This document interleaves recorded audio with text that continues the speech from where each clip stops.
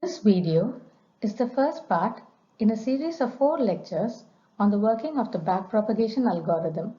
The chain rule has been dealt with in detail, and the explanation starts with a simple ANN architecture and builds it up to complex architectures.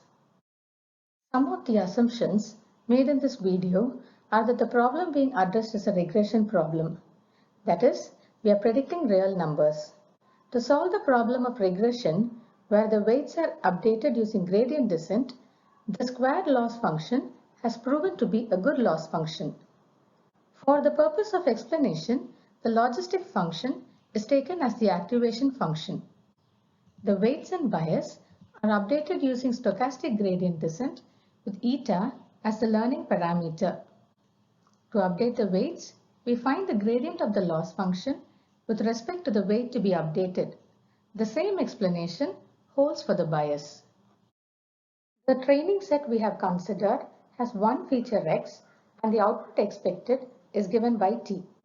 To understand the process involved in backpropagation, we first choose a simple architecture which is a two-layer perceptron with one node in the hidden layer and one node in the output layer. To train an MLP is to learn the right values of the weights and bias for the data set. This is done using backpropagation. Backpropagation has two phases, namely the forward pass and the backward pass.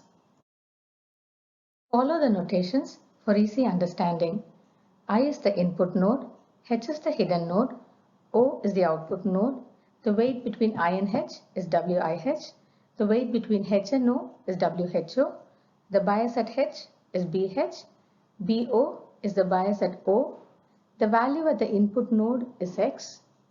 The net input to node H and node O are net H and net O. Out H and out O are the output to node H and node O. Let us see what happens during the forward pass using an example. Take the first sample from the training set. Pass the feature value 0.2 through the input node X. Initialize the weights and bias randomly. Provide the input X to the node H in the first hidden layer.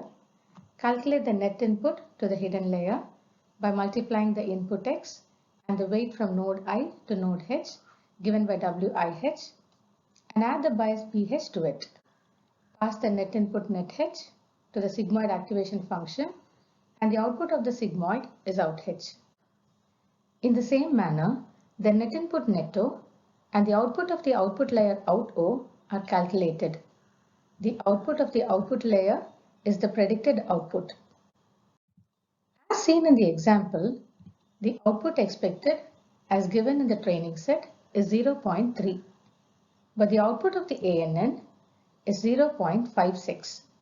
The difference between the expected and the predicted output can be represented using the squared error function, and the output after applying the formula is 0.35. This error is to be reduced to 0, and so we update the weights and bias using stochastic gradient descent. Stochastic gradient descent performs an updation of the weights and bias for each and every sample. Updation gets complicated with the introduction of the hidden layer. The backpropagation algorithm deals with updating the weights and bias by backpropagating or moving the error backwards from the last layer to the first layer.